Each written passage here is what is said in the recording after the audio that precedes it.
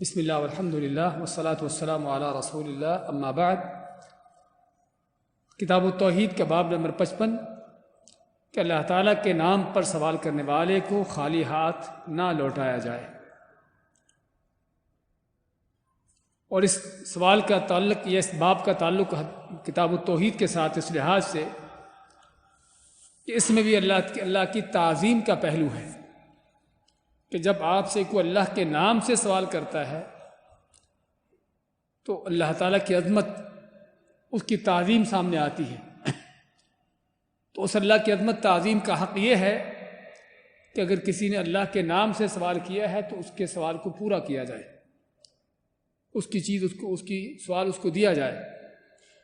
الا یہ کہ جس طرح ہم تفصیل ذکر کریں گے کیا ہر حالت میں ہے یا بعض حالات میں ہے اور بعد میں نہیں ہے، لیکن بات کر رہے ہیں کہ اس باب کا تعلق کتاب التوحید کے ساتھ اس لحاظ سے کہ اس میں بھی اللہ کی توحید کا بیان ہے، اللہ کی عظمت کا بیان ہے، اللہ کی تعظیم کا بیان ہے کہ اگر اللہ کے نام سے کوئی سوال کرتا ہے تو اس کے سوال کو پورا کرنا اللہ کی تعظیم میں سے ہے۔ اور ہم دنیاوی طور پر بھی یہ چیز جانتے دیکھتے ہیں کہ اگر کوئی آدمی آپ کے پاس آتا ہے اور آپ کے کسی بڑے کا نام لے کر کہتا ہے بھی چونکہ آپ فلاں کے بیٹے ہو، آپ اس کی نسل سے ہو، اس کے رشتہ دار ہو، یعنی اس کا ذکر کر کے اس کے حوالے سے آپ سے بات کرتا ہے تو آپ کیا کرتے ہیں؟ اس کی بات کی لاج رکھتے ہیں اور اس کی بات قبول کرتے ہیں، کیونکہ بھی اس نے آپ کو آپ کے کسی بڑی آدمی کا حوالہ دیا۔ تو اگر لوگوں کے حوالے سے، لوگوں کی مناسبت سے ہم کوئی بڑے کسی آدمی کی وجہ سے ہم لوگوں کی بات کی لاج رکھتے ہیں، اس کو قبول کرتے ہیں، لیتے ہیں، تو چیزیں کہ اللہ تعالیٰ کا ذکر ہو، اللہ کی بات آ جائے تو کوئی شک نہیں کہ اس میں اللہ کی تعظیم کا پہلو ہے کہ اگر اللہ کے نام سے سوال کیا جاتا ہے تو سوال کرنے والے کا سوال پورا کیا جائے، اس میں اللہ کی تعظیم آتی ہے، اور اس کے سوال کو پورا نہ کیا جانا، اس کو رد کیا جانا اللہ کی تعظیم کے برخلاف ہے۔ جس کے دل میں اللہ کی عظمت ہے وہ ممکن نہیں کہ ایسا کام کرے، لیکن ہم حدیث کو پڑھتے ہیں اور دیکھتے ہیں کہ کب ضروری ہے اور کب ضروری نہیں ہے۔ عبداللہ ابن عمر رضی اللہ تعالیٰ عنہ سے روایت ہے، رسول اللہ صلی اللہ علیہ وسلم نے فرمایا من سأل باللہ فأعطوہ، کہ جو اللہ کے نام سے سوال کرے تو اسے دو، ومن استعاذ باللہ فأعیذوہ، اور جو شخص اللہ کا واسطہ دے کر پناہ طلب کرے تو اس کو پناہ دو، ومن دعاکم فأجیبوہ، اور جو تم کو دعوت دے اس کی دعوت کو قبول کرو، ومن صنع الیکم معروفا فکافئوہ، اور جو تم سے کوئی نیکی کرے، حسن سلوک کرے تو تم بھی اس کا بدلہ دو۔ کافی کے معنی مکافہ سے، اور مکافہ کے معنی بدلہ۔ فَإِن لَّمْ تَجِدُوا مَا تُكَافِئُونَهُ، اگر تمہارے پاس اس کو بدلہ دینے کو کچھ نہ ہو، فَادْعُوا لَهُ، اس کے لیے دعا کرو، حَتَّى تُرَوْا او تَرَوْا، دونوں طرح سے جائز ہے، حَتَّى تَرَوْا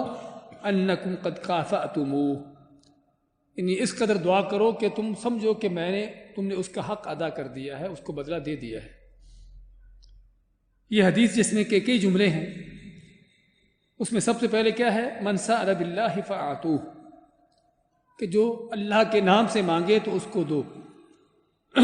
جو باب کا موضوع ہمارا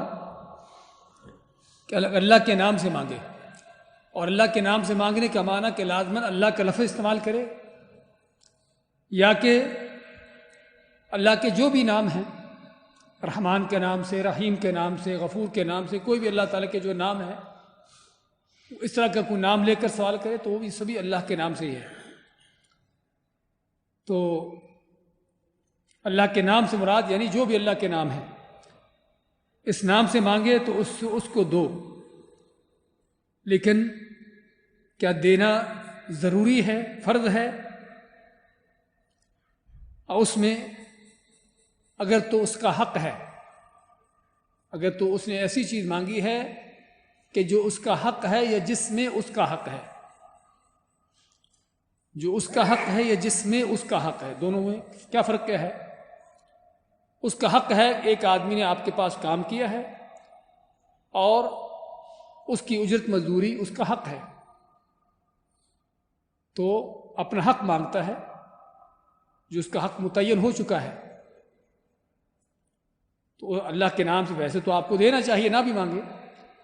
لیکن اگر مانگتا ہے اور اللہ کے نام سے مانگتا ہے تو پھر اور بھی اس کی تاکید ہو جاتی دینے کی، یا اس چیز میں اس کا حق ہے، اس چیز میں اس کا حق ہے۔ کیا مطلب؟ کہ ایسی چیز ہے جس میں جو اس کی اکیلے کی نہیں ہے، اس میں اور بھی شریک ہیں، اور بھی لوگ ہیں، لیکن اس میں اس کا حق ہے۔ مثلا بیت المال، بیت المال جانتے ہیں نا؟ بیت المال کیا ہوتا ہے؟ کہ جہاں پر مسلمانوں کے صدقے خیرات اس طرح کی چیزیں جمع ہوتی ہیں، ان کے جو مال غنیمت جو بھی اس طرح کی چیزیں اس میں جمع ہوتی ہیں، اور پھر معاشرے کے مستحق لوگوں کو وہ دیا جاتا ہے، اس میں سے دیا جاتا ہے۔ تو ایک آدمی فرض کرو مستحق ہے جس کو بیت المال سے ملنا چاہیے، اور وہ اللہ کے نام سے مانگتا ہے، تو یہاں پر اس کو دینا ضروری ہے، کیونکہ اس کا ویسے ہی حق اس میں موجود ہے، اس کو بغیر مانگے ہی دینا چاہیے۔ جے کہ اگر سوال کرتا ہے اور مانگتا ہے اور وہ بھی اللہ کے نام سے مانگتا ہے تو پھر تو اس کو دینا ضروری ہے، اور نہ دینا گناہ ہے، جرم ہے۔ اور اسی طرح ایسے شخص سے اگر سوال کیا جائے کہ جس میں اس کا حق تو نہیں ہے لیکن اس شخص کے پاس مال ہے، مالدار آدمی ہے، باحیثیت آدمی ہے، ضروریات سے بڑھ کر اس کے پاس مال ہے، اس کی ضرورت سے بڑھ کر اس کے پاس مال موجود ہے، تو ایک غریب فقیر آدمی آ کے اس سے اللہ کے نام سے سوال کرتا ہے، تو ایسے شخص کو بھی دینا ضروری ہے۔ جو مالدار شخص ہے جس کے پاس اس کی ضرورت سے بڑھ کر مال ہے، اس کو بھی اس غریب کا سوال یا فقیر جو اس کے اللہ کے نام سے مانگتا ہے اس کو دینا اس پر فرض ہے، واجب ہے۔ کیوں؟ ایک تو اس حدیث کی روح سے نبی اکرم صلی اللہ علیہ وسلم نے جو فرمایا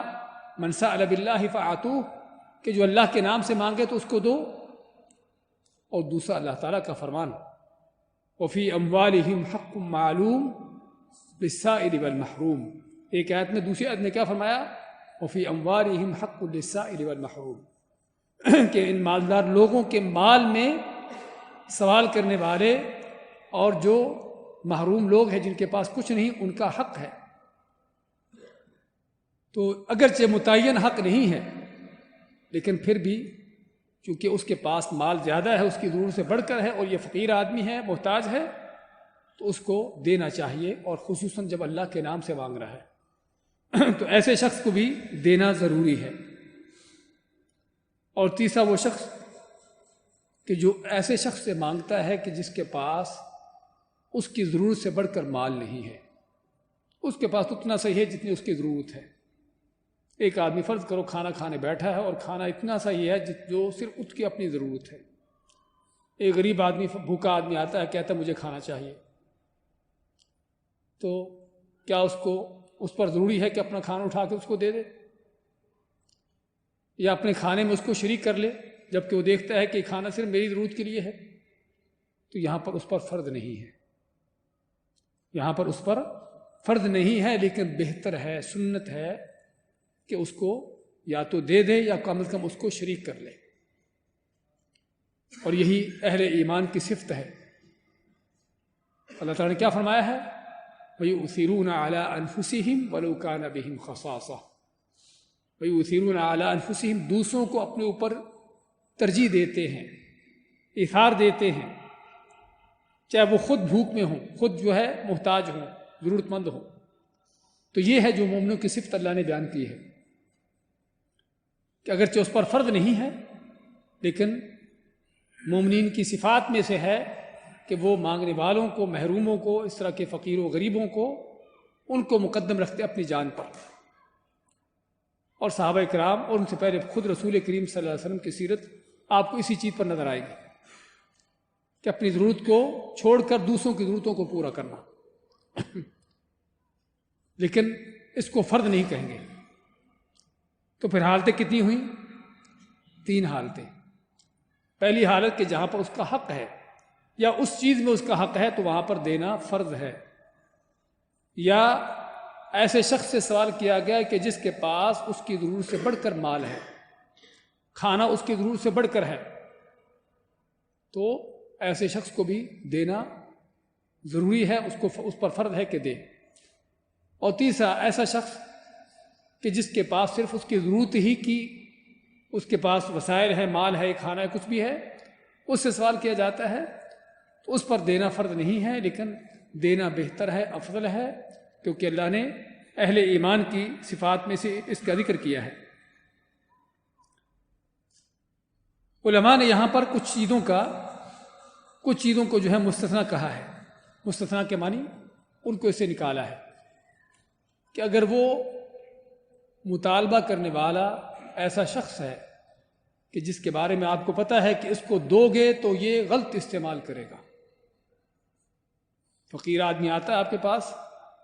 آپ کے کہتا ہے بھی مجھے پیسے دو، 1 دینار دو، آپ اس کو دینار دیتے ہیں، وہ سیدھا جاتا ہے کسی دکان پہ اور جا کے سگریٹیں خریدتا ہے۔ اور میرے ساتھ ہوا ایسا، ایک آدمی آیا مانگنے کے لیے، کہتا ہے کہ مجھے پیسے چاہیے، میں نے 10 ریال چاہیے مجھ کو، سعودیہ کی بات ہے، میں 10 ریال دے دیے اس کو۔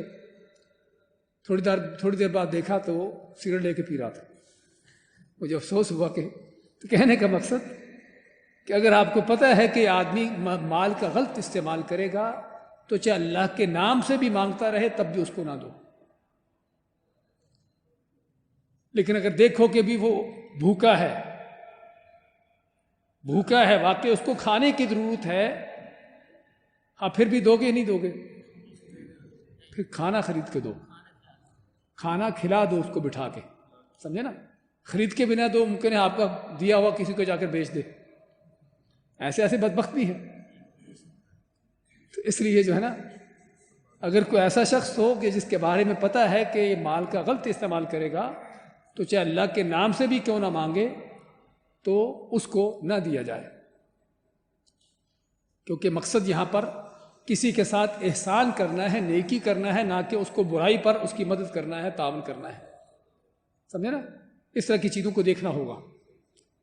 چاہے وہ مال کا غلط استعمال کرے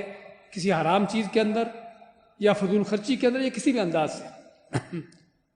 تو ایسے شخص کو وہ چیز نہ دی جائے جو مانگ رہا ہے، چاہے اللہ کے نام سے بھی کیوں نہ مانگتا ہو۔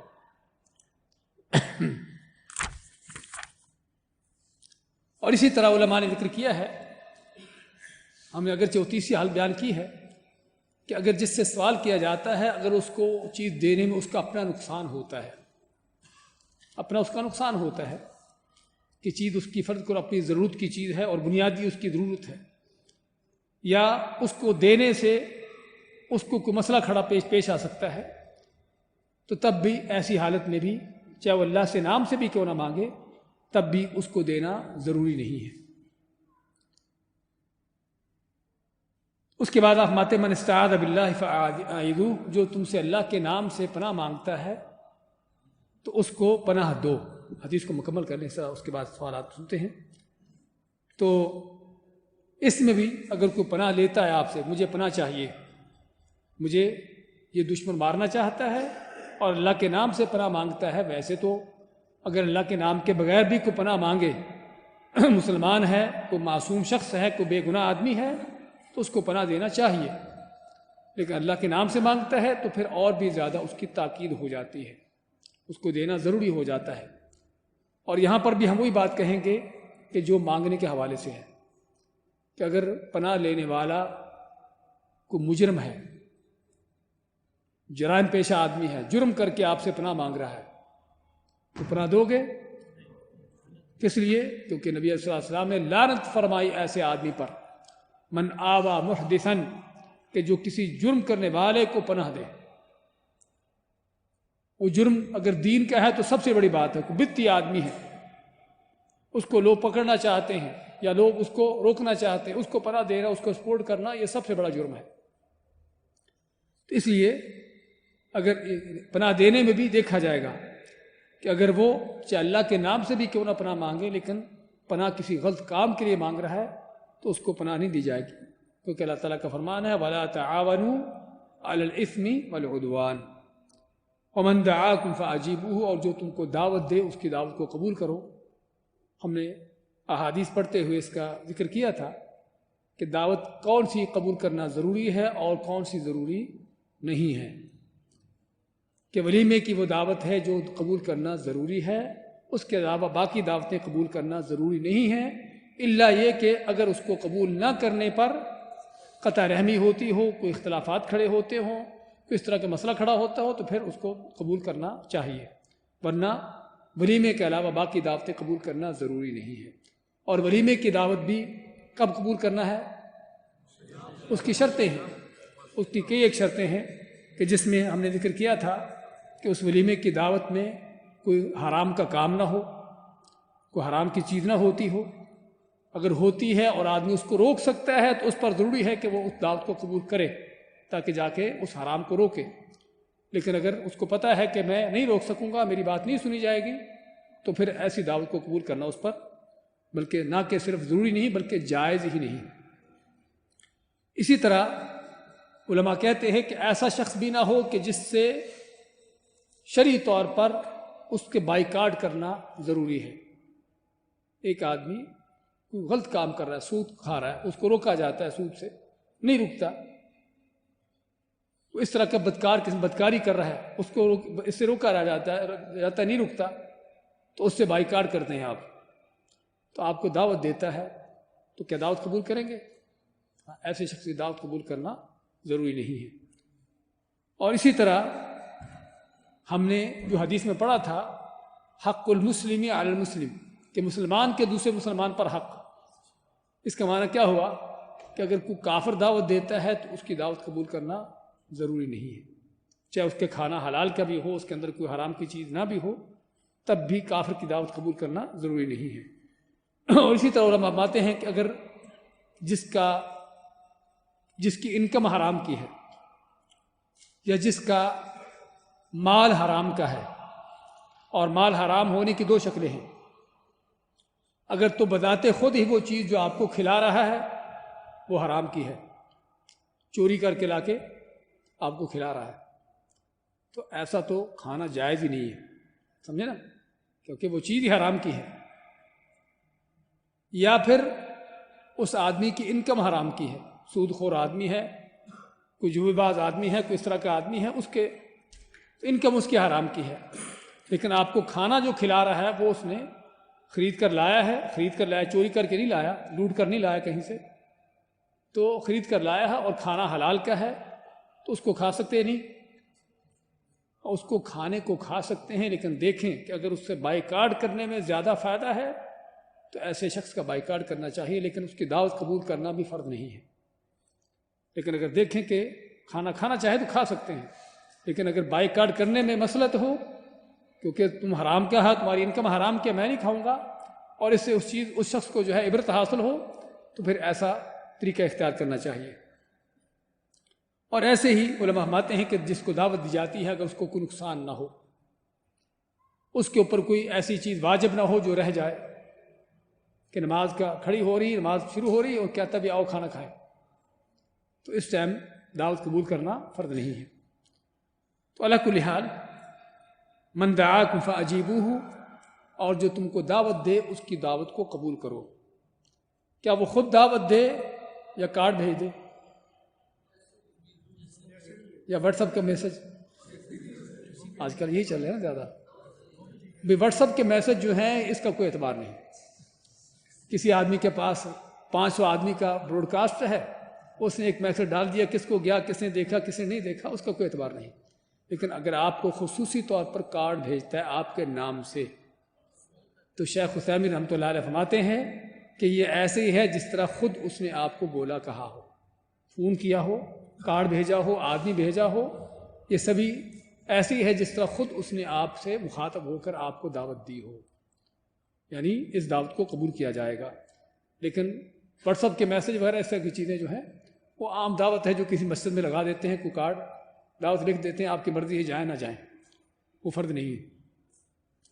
تو من دعاکم فاجیبوا من صنع الیکم معروفا فکافئوہ، اس کے بعد فرماتے ہیں کہ جو آپ سے کوئی نیکی احسان کرے، کوئی نیکی سے سلوک کرے، اس کو اس کا بدلہ دو۔ نبی کریم علیہ الصلوۃ والسلام کی سنت تھی کہ آپ جو بھی کوئی اچھائی بھلائی کرتا، کوئی ہدیہ دیتا، ہدیہ کا بھی بدلہ دیتے، کوئی اچھائی کرتا تو اس کو بدلہ دیتے۔ تو آپ فرماتے ہیں کہ جو تم سے کوئی نیکی احسان کرے اس کو بدلہ دو۔ اگر تمہارے پاس بدلہ دینے کو کچھ نہیں ہے، یعنی فرض کرو اس نے آپ کو کوئی گفٹ دیا ہے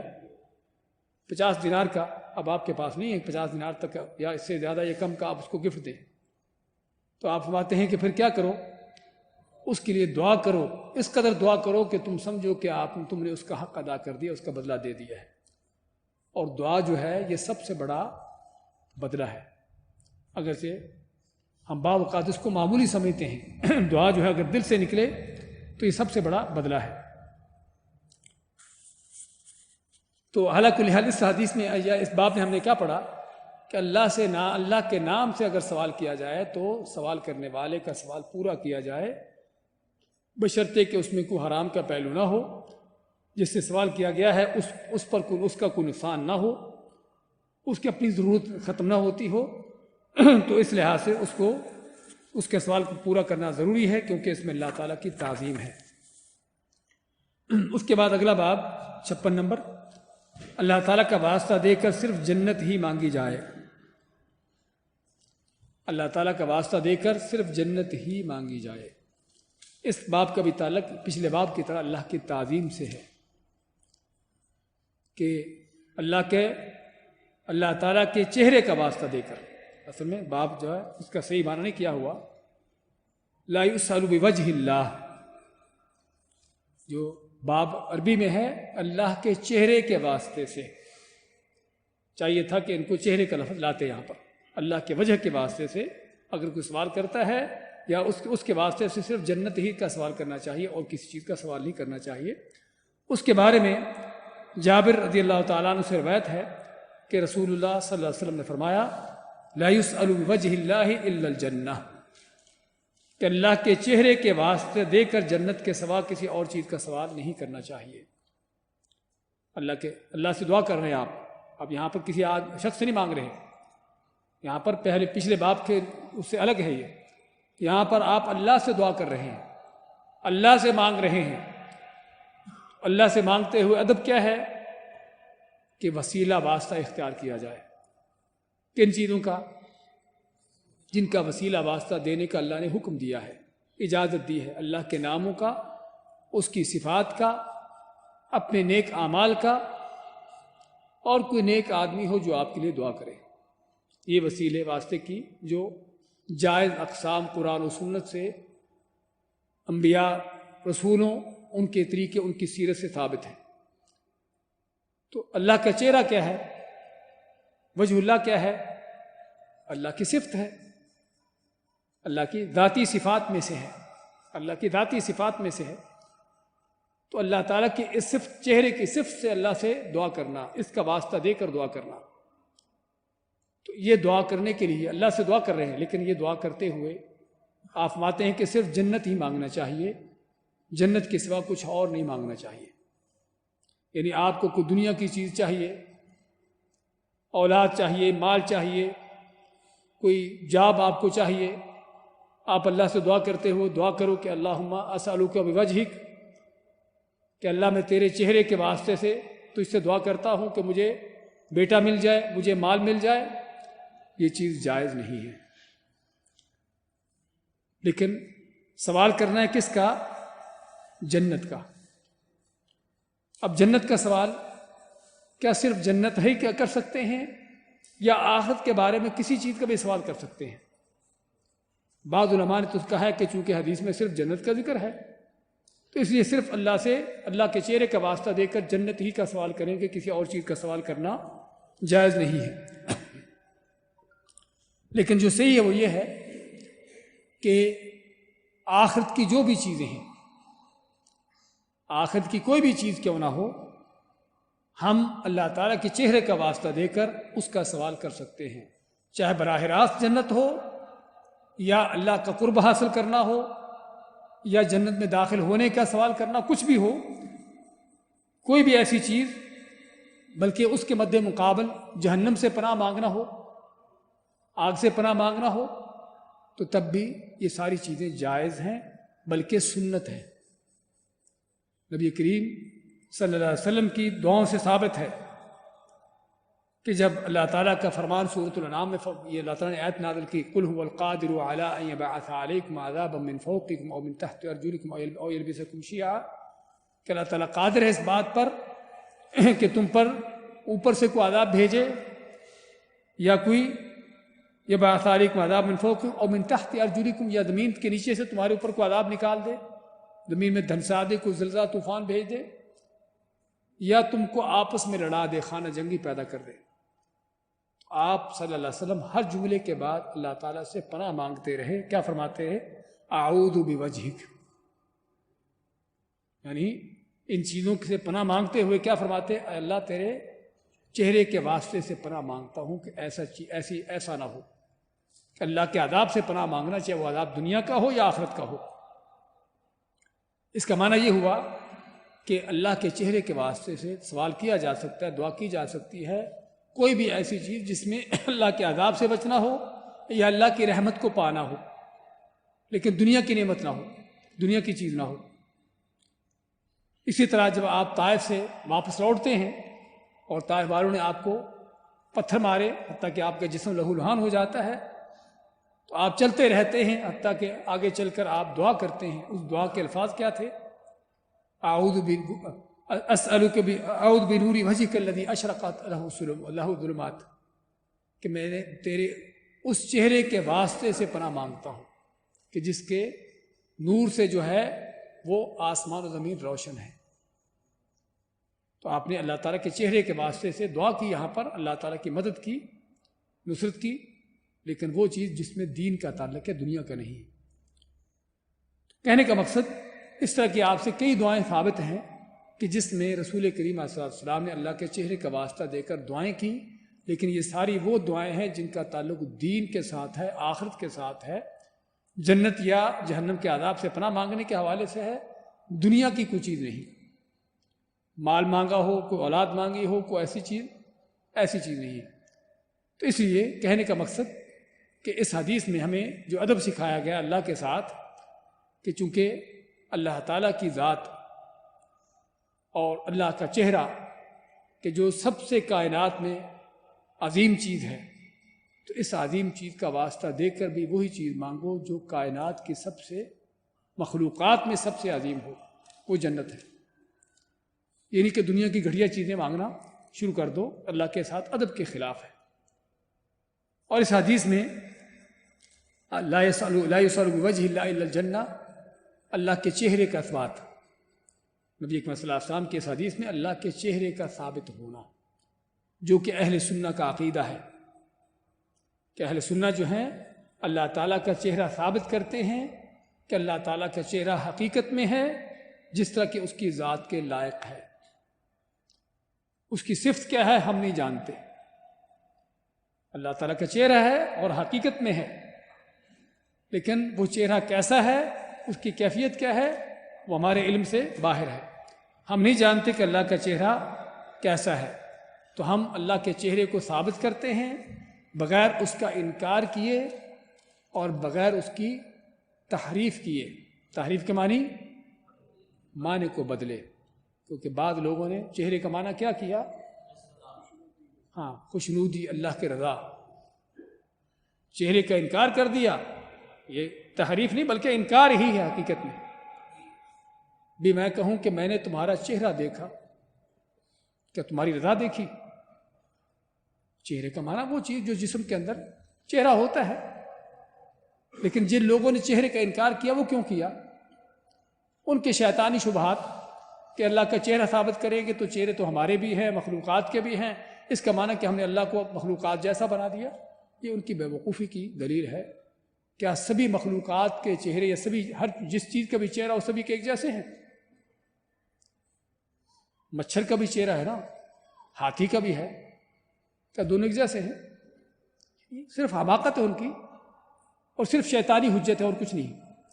تو اللہ کو لحاظ اس لیے اہل سنت کا عقیدہ ہے کہ اللہ تعالیٰ کا چہرہ ہے حقیقت میں،